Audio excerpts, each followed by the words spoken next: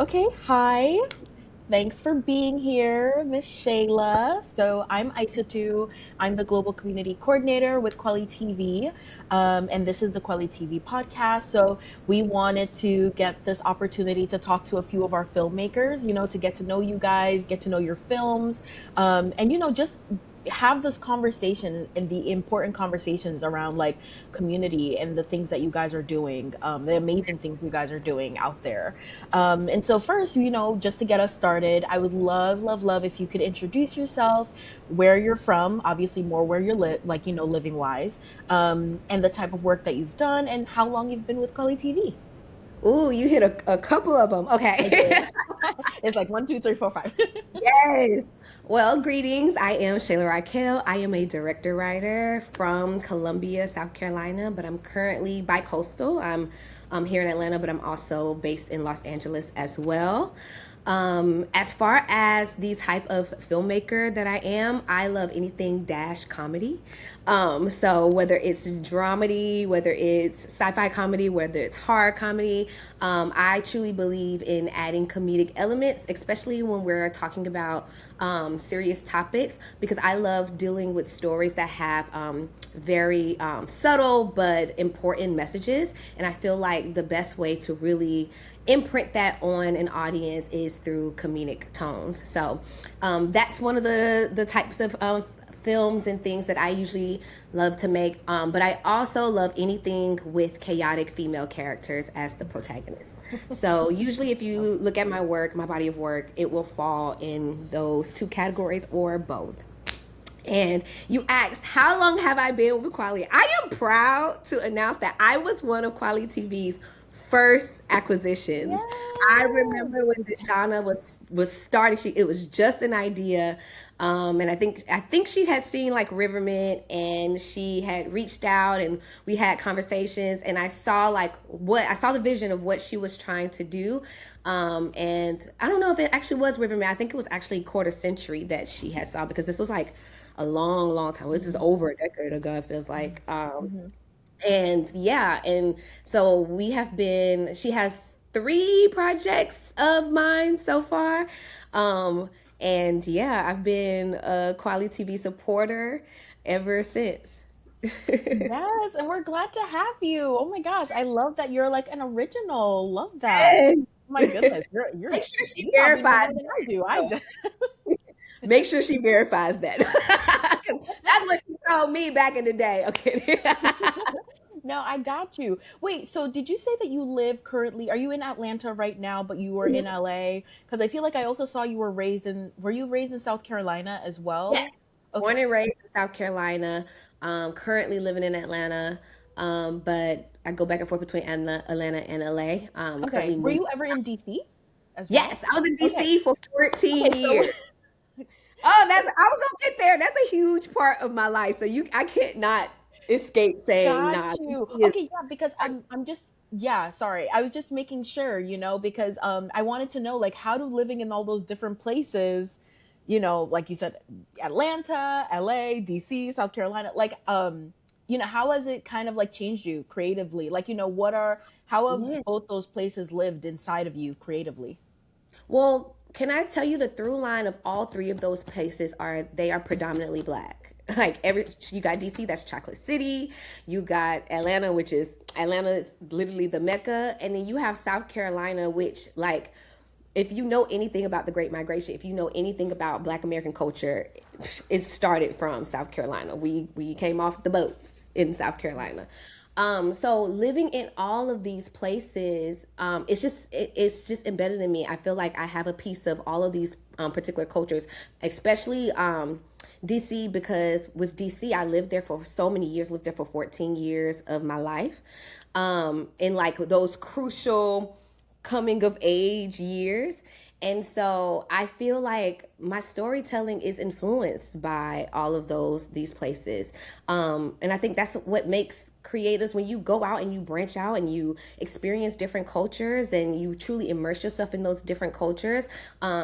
I think that's what makes you a great creator because you're able to pull from all of those different things and then put it into your art. So yeah, Oh yeah, no, that's because I don't know. Yeah, that's so great. And honestly, I kind of had a feeling because like I was seeing like all these because I did a little sleuthing. I do a little sleuthing on all of you guys, so I'm like, oh okay, like I'm seeing. But you were in Atlanta, so and Yeah. that definitely makes a lot of sense. Like especially with Atlanta and DC and South Carolina, like you are gonna get a big mix of Black culture and Mhm. Black stories. And I noticed also that you credit your grandparents, their Black owned businesses for your entrepreneurial spirit, and what did watching them build teach you about ownership and independence? Ooh, so one thing my grandfather instilled in not just us as like grandchildren, but in also like his children is like the power of hard work, the power of getting it out the mud. He was born in like the 1940s. My grandmother was born in the 1940s. They grew up in the Jim Crow South. They really had to make something out of nothing. My grandfather used to always say, I crawled so that my children can walk, and they walk so that you all can run, and y'all are running so that your children can fly. And he just really he really told us the power of our name, like how important our name is, and how important it is to be a hard worker, no matter whether you in the mailroom, a PA, or you top of the line. You should no one should be able to come in and doubt how hardworking you are. And so they use that in order to build businesses in South Carolina. And I want you to understand, like, this is the Jim Crow South. So like building businesses in is a hard feat. And so watching them be able to do that and keep those things still running and going today really just did something to me. Also, they were storytellers. I'm not sure that they would say that they were storytellers, but they were storytellers. I loved sitting down, listening to my grandfather tell me about his childhood. I love sitting down, listening to my grandmother and my great aunt, listening to like their childhood, what they endured, what did they overcome, all the little details. So much so I became like my family historian. I just know certain things about like my family's lore because I love listening to their stories. And what I noticed in them giving me their stories is I have something to hold on to. I know one thing, I know my heritage. I'm very, very proud of my heritage. And I see the power in storytelling because they give me their stories, they are going to live on forever. And I see the power in that. Like our culture lives on forever through storytelling. And that's not something that's a new phenomenon. Like that goes back all the way Yeah. to the motherland. Like, so to be a part of that and do that in the way that I feel is the best way to like show off my creativity, which is film, storytelling through film. It just means the world to me. Like I love that I'm given the privilege to be able to do that. I love that. No, I love that. The whole like I feel like I'm trying to remember the kids to crawl to fly. Like I don't know if I it's even said it true. right because he said we was the ones that's supposed to be flying. So I don't even know if I said it right, but you know. No, honestly, the way it sounded actually did make sense. I just probably just can't remember the different three steps. But yeah, no, that's really great to hear, and I love that you take that inspiration from them, honestly, and like most of the work that you've done. For example, I would love to even I want to hear definitely want to hear more about the projects that you've worked on. Like for example, like Quarter Century, like the web series, following post grads, figuring out like what it means to really be grown. I'm figuring Yeah. that out right now. Like I'm literally in my adulting phase. Like what part of that story felt closest to you, like in your own life? So you have to go back because that is at this point, is it Yeah. 15 years old? I'm not sure. Yeah. But I was just in a really weird space in my life. Like I didn't grow up really knowing that I wanted to be a filmmaker because of like you needed that exposure. But then I had a teacher who was like introduced me to writing and directing plays. And then in college I got into like the filmmaking piece. And I remember like I was majoring in computer science at the time, so it was safe. I knew I was going to be able to get a job majoring in computer science back then. And then I graduated, and then life, and now you're an adult, right? And I remember being probably like 21, 22 years old, just saying, I'm unhappy. Like, Mm. I have this job. I'm working IT help desk support. It's not what I truly want to do. I graduated. I have this degree. I feel lost. Like I'm supposed to be an adult, right? But what is that, what does it truly mean to be an adult? What is supposed to be next? What am I supposed to be doing? And it kind of put me in an existential crisis. Mm-hmm. And of course, when you go through that, you lean on your creativity to like truly get that out of you, to really figure out the answer to that, really. And that's how Quarter Century was born. I wanted to create something about postgraduates, which is funny because now I see some, like, it's a plethora of it now, but in 2012, 2013, YouTube still wasn't like that big of a thing, but the big web series, the black web series boom was happening. And so Issa Rae was doing Aqua Black Girl, Black and Sexy TV was doing things. And so I was inspired by that. And I was like, I want to tell a story about post HBCU grads who are trying to navigate what does that mean to be grown.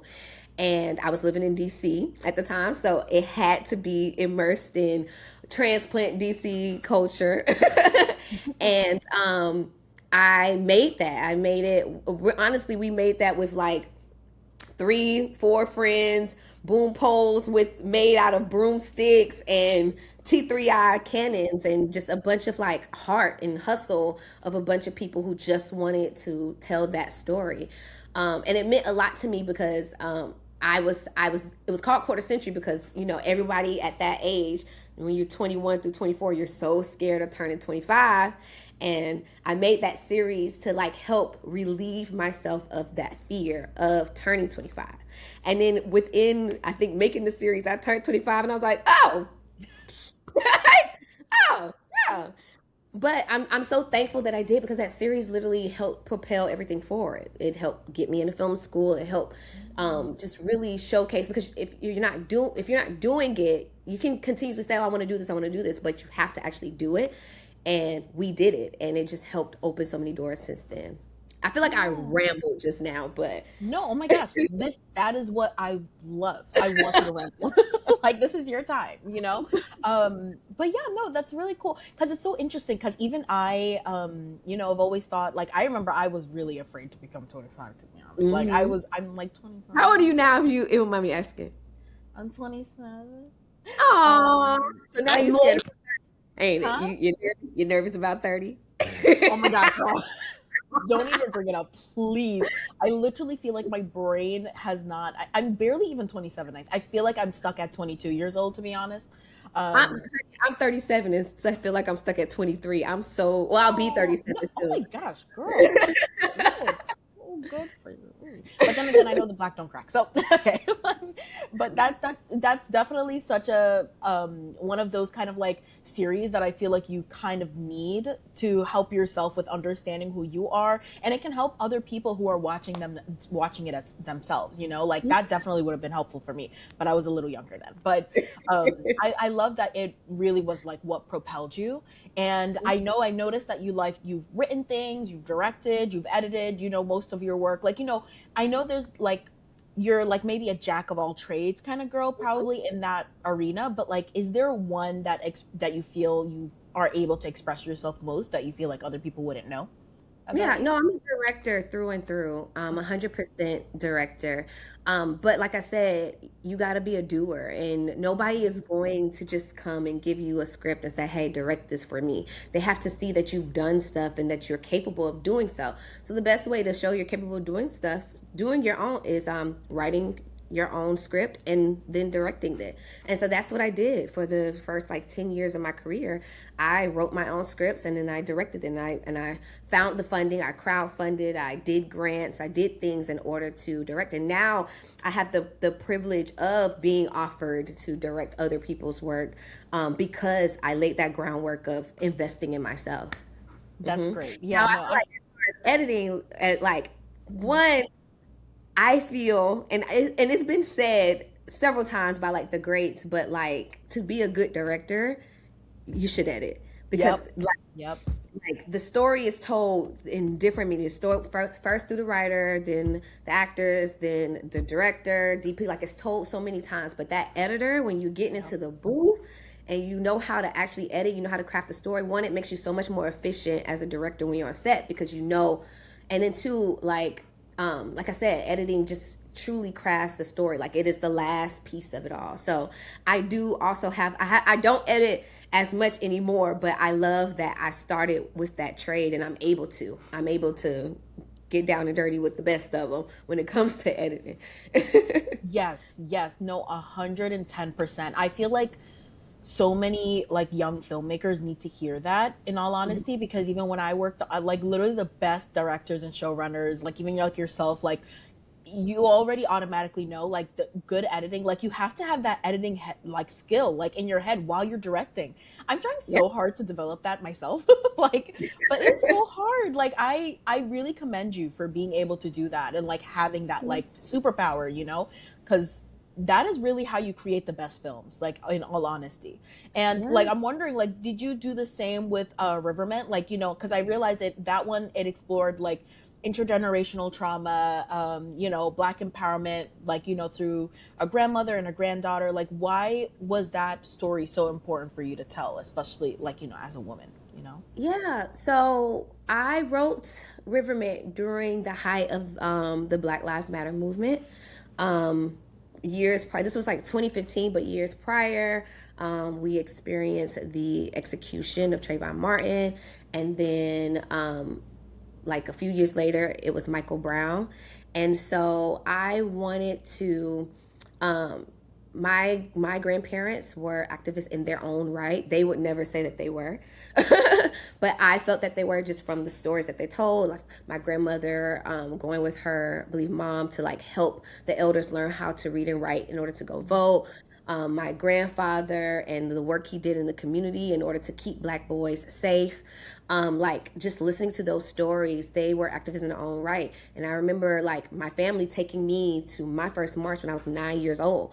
And so having grown up in that type of environment of just like being very proud of your heritage, knowing your history, black Mhm. power, black pride, and then the Black Lives Matter movement kind of happening. I wanted to be a part of that. I was living in DC. I wanted to go to the marches. I wanted to be a part. And I remember just having a conversation with my grandmother, and she said something to the extent of, you know, we did those things, our generation did those things so that your generation wouldn't have to. And I heard like what she was saying, the words behind that sentiment, which was more so like, I can't believe like we're like y'all are still fighting the things that we were fighting back in the day. Um, and not necessarily the disbelief of it all, but the hurt behind it. The Right. hurt of like that. You don't want you don't want your grandchildren to be experiencing the same hardships. And so in having those conversations with her, I could have just made like a documentary, but I was like, no, I want to explore this in narrative form, and I want to take it up a notch. I feel like women are overlooked when we talk about the movements, and I want to like center the story around women and how they are at the forefront of the movement, of all movements, honestly. And then two, I wanted to showcase a dialogue between two different generations and how they're handling protest and activism differently, and not necessarily blame one or the other or say one or the other is right, but saying that at the end of the day we need each other in order for us to continue to do the work. And so from that, Rivermint was born, and it is still to this day just doing very, very well. I love that. Yeah, I saw that it's been like traveling the you know, it had traveled the festival Mhm. circuit and even won like a student Emmy, right? You know, honestly, I would love to know, like, I know like because a lot of you guys are so humble, but like how did that recognition change your confidence or like, you know, expectations just as a filmmaker? Oh wow, how did it change my confidence?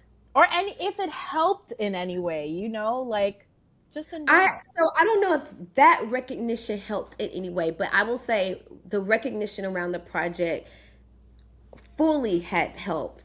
That project got accepted into over 40 film festival. It won Hmm. 20 awards, and so it helped me get to the next stage of like my career, which is management. I believe my first manager, she saw it at Black Star Film Festival, and I had I love got that. received my Yeah. first representation from that. So like it did give me I will say this, it definitely gave me a whole new confidence that I could do it, because while I was making that film I was working full time for the federal government. And you know, like, and now I'm not, like, now I'm a 100% full-time director. So if that film didn't happen, I don't think I would have had the confidence to like say, okay, I'm gonna leave my six-figure job and I'm gonna try to go 100% all in into this career. So I'm really, really thankful for everything that it has brought me, and everything it still continue to bring me. When it comes to Black History Month and Women's History Month, Riverment is the number one thing that Yeah. comes up in my inbox. So, and I'm really, really, really proud about that because a lot of people, when they saw it, it truly made them feel something. And that's something I really want to do as a storyteller. I want people to Mhm. feel. So, Yeah. And I mean, it was acquired by Aspire as well, mhm. right? Was that Aspire. like, Oh, yeah, continue. I want to hear it. no, Yeah. I was gonna say it was acquired by Aspire, Revolt, but it was also acquired by Comcast Xfinity. Oh my gosh, that is so great. That's amazing. That's amazing. Because it's like so interesting because I don't know, like I feel like when you have these kind of things happen, like it kind of like shows you how important it is to tell those stories or to just like show your perspective, especially as like a creator, and that's why like I just felt like I wanted to give those flowers because besides, yeah, like all those recognitions, but like everyone is like obviously into it, like I love that for you. But I also, and switching gears a little bit, like you also move between like personal films and like larger digital series, kind of like the Southern Fried Rice one. Oh yeah. Yeah. Which probably the South Carolina comes in there, right? Kind of thing. Yes. Yeah. Heavy, heavy, heavy, heavy. Yeah, like how do you stay rooted in your voice as your projects are starting, like, are scaling up, like going, like how do you keep your inner Shayla from the South kind of girl? Uh, I'm okay with saying no, and I'm okay with like I pick projects that authentically speak to my voice. I don't say yes to everything.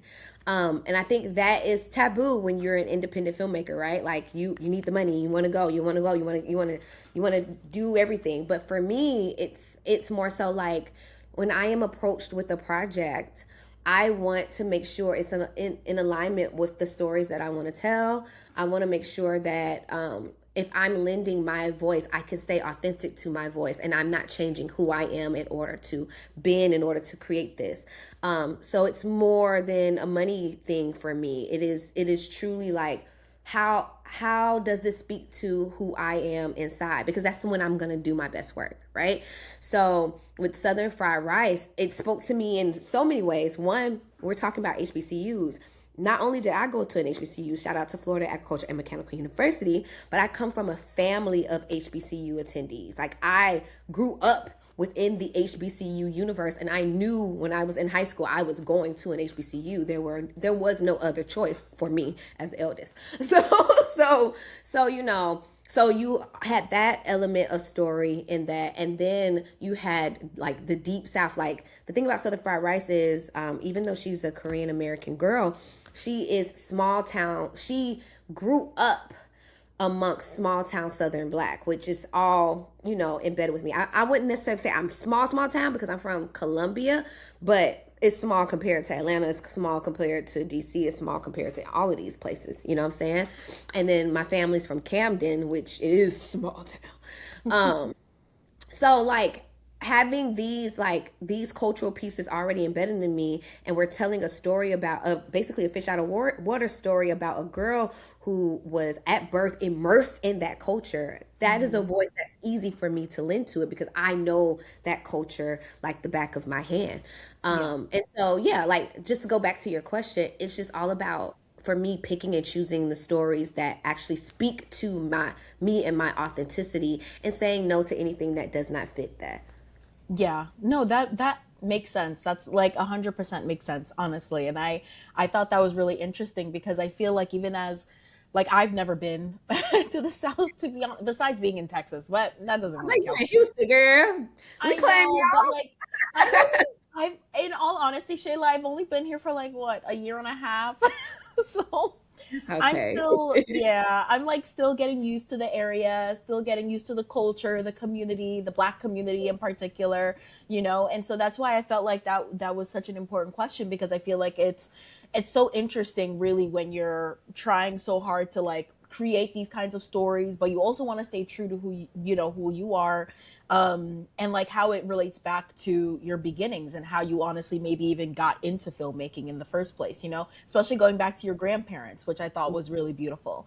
I know I definitely want to ask this question, but I hope it's all right. And you don't have to answer it, obviously, if you don't want to. But just to, as a just to get more of like who you are too personally, like in your life currently. I saw that like you were like diagnosed with sickle cell at birth. And I don't know if that's something you're open to talking about, just because there's so many of us, yeah, that like are going through our own tribulations sometimes, and especially trying to like break through that ceiling of hardship, whatever is going on. And then also, having, I think, a stroke when you were 12, and just a lot of life altering circumstances. And I just wanted to know, like, how has that, those early experiences pulled you towards storytelling and film?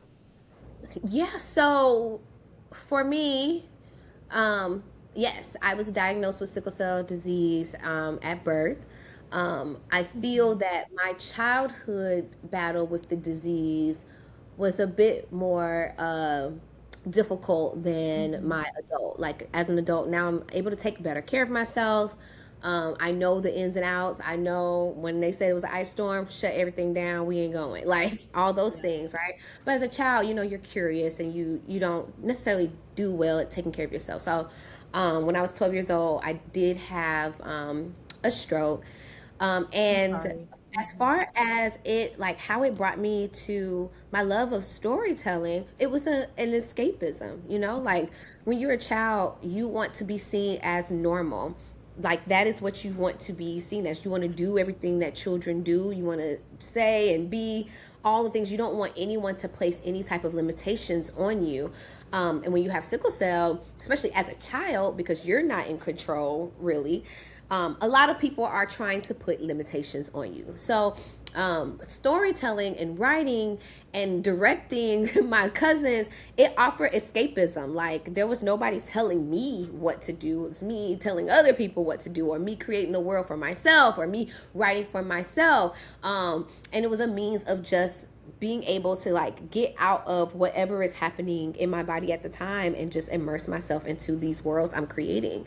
And I love that. I love that. And so I already had the foundation of like being an artist and being a creative. Like I grew up in the church, right? Like I was thrown on the stage the moment I came out the womb to speak and do speeches and Yeah. be on the choir and all that good stuff. So like already having that foundation, and then now like using having that situation give me that escapism to like explore more into the writing and directing and just storytelling aspect of it all. It just was like a recipe for literally who I am today. And I credit it all to that. Like I don't think I would have the resilience, the perseverance if I did not endure the things that I endured when I was a child. That's so beautiful. And I'm so sorry, that was something that you had to deal with, but I love that you were able to bring something so flourishing out of it. Like, like it feels like you were able to really figure out a way to make it into the beauty of your life, and especially going into now like the success that you've had. So I feel like, And sometimes. because of that story is how I made my last film. So like my last Oh, film is literally based off of a girl growing up in South Carolina who has sickle cell disease. It's a comedy. It's a coming of age story called The Off Brands. We literally just finished the festival circuit with that project, and we're hoping to turn it into a feature. bring it And to it's Quelly. yeah, so I'm really, really excited about that. I'll probably be bringing it to the short form of it to Quali too.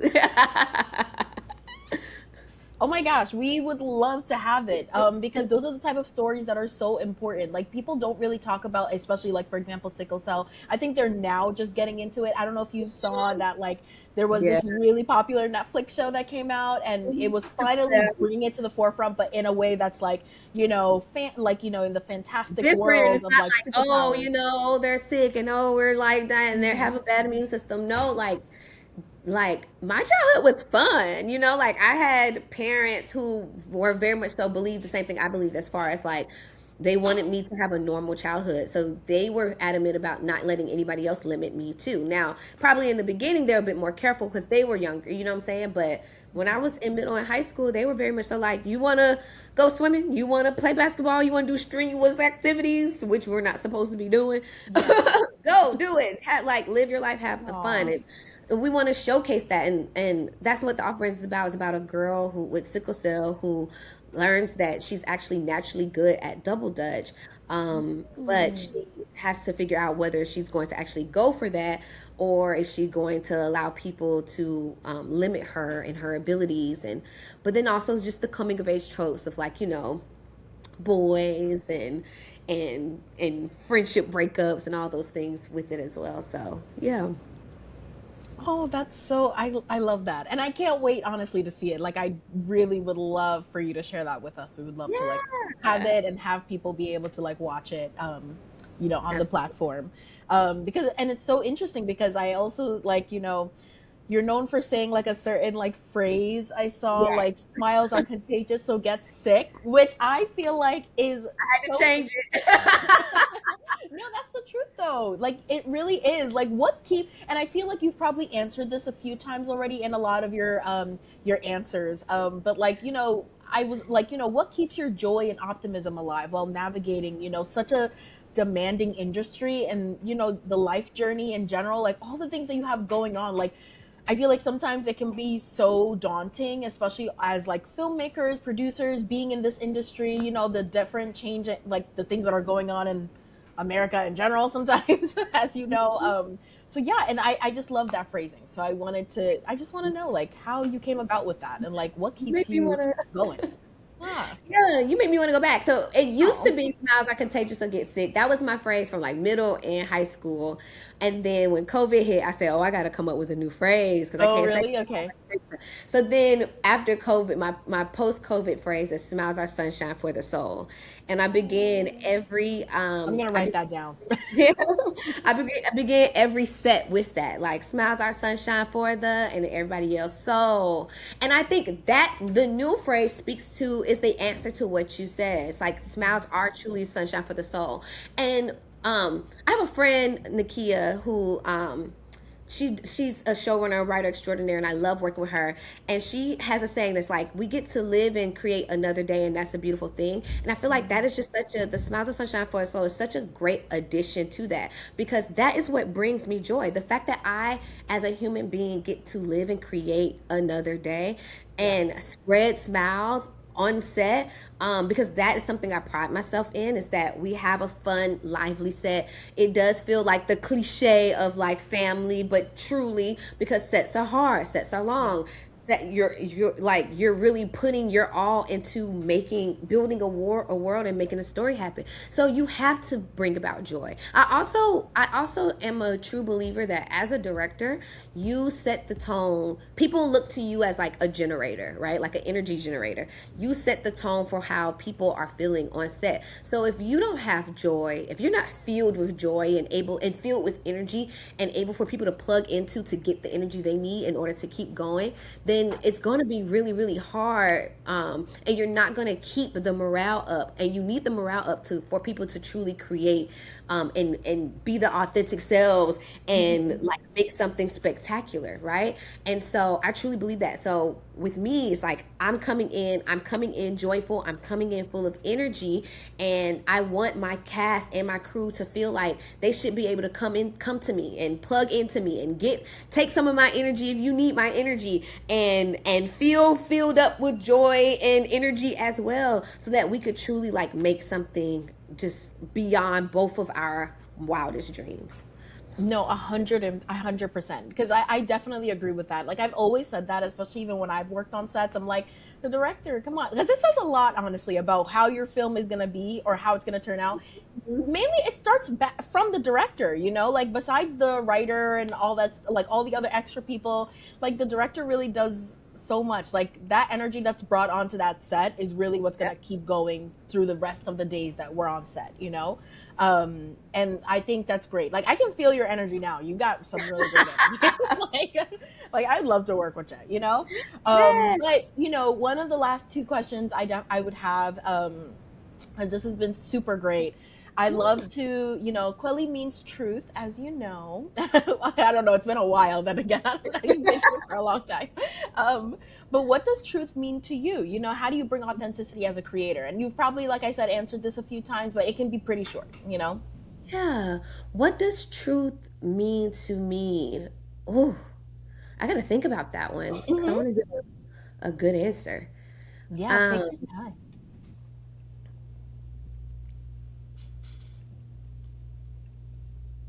I think truth means to me, um, mm,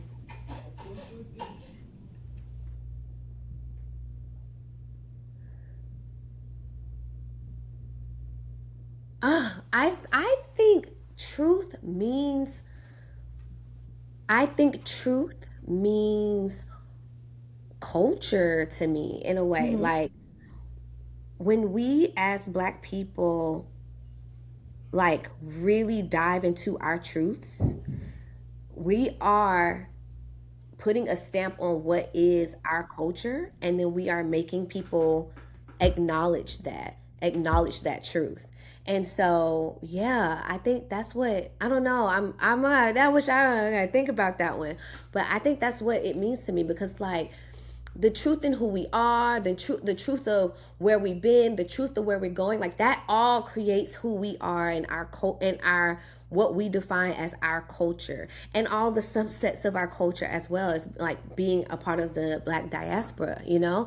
And as long as we continue to tell our truth, no one can negate who we are. No one can say we aren't people. No one can say we don't have a culture. No one can ever um like come up against us and try to deny our humanity. And so I think when I think about truth and when I think about quality, I think about culture and how important how that important that is to continually tell our truth authentically as a way of defining who we are and what our culture is. Love that. Okay. I She was like, know. I don't know I love it. Was like, I don't know what to say with this answer, but then girl, you got it down packed. That makes a lot of sense. Thanks so much. I appreciate getting that, you know, getting that translation from you. And you know, one of the last few things we always love to do with the filmmaker, you know, is get. I think you started talking a little bit about where you are. I think you're in the the, you know, festival circuit for one of the films that you mentioned that you're working on now. I don't know. I think I can't tell if it was a sickle cell one, Hmm. but would love to know more about your future, like, you know, future developments, as a filmmaker, but also in your life as well. And you know, where can people find you if they want to, like, you know, follow along for your journey? Yes, I'm actually in development for this. So we're finished with the film festival circuit for the off brands, but we're in development for the feature currently. So stay tuned for that. Hopefully, we'll have some great news coming soon. I'm also in the development phase for another feature, which is a rom com called The Break. Stay tuned with that as well. I just signed on to direct another digital series that we will be shooting in May. And then also, I am attached to two features. One called Jitterbug, which we started shooting. We went out to Sweden to shoot. It's about Lindy Hop. We went out to Sweden to shoot in 2024, and we're hoping to bring that back. And then also another one, which I'm not sure I can announce yet, but Okay, okay. I will say that it is a Southern Western drama, and I'm really, really, really, really, really excited about that one. So Yes. I'm working on my own projects, working on some other projects. Also, I'm still available for hire. So if y'all are hearing me, you can You definitely. sound like you have such a large slate. No, I will make time, definitely. Okay. So that's like my film work, but then I'm also an executive creative director for an agency here in Atlanta called Chosen Few, where we do a lot of like corporate branding, commercial work as well. And so that has been a lot of fun to do, and just also like just sharpening the tools of being an executive creative director and how that rolls into being a film, television, and commercial director. And to find me, I am Shayla Racquel on all platforms. That's RACQUEL. Yeah, you can find me on every platform with that name, and that's also my website. So, Yay! Oh my gosh. Thank you so much, Shayla, for being here with us today. You have been literally such a delight to talk to. I feel like people, like younger filmmakers, older filmmakers, I feel like can take so much from you. Like there's so much knowledge that you were able to give today. And honestly, yeah, oh my God, guys, like check out her films because they are so amazing. And I'm so glad that you have been with us. Just to say, like, thank you for being with Quelly for this long. Really appreciate it. Just want to let you know I think you're one of the main filmmakers I've spoken to actually who've said like I've been here from the beginning. Thanks from for the the support. Yeah. beginning. That matters a lot. Like it really does. So I from me and Deshauna probably for sure, like we Yeah. appreciate you and thanks for being here with us on our journey and your journey. We want to see the rest of what you do. So definitely check her out. Thanks, like I said again, for being here with us. And that is all for kweliTV podcast. Thanks. Thank you for having me.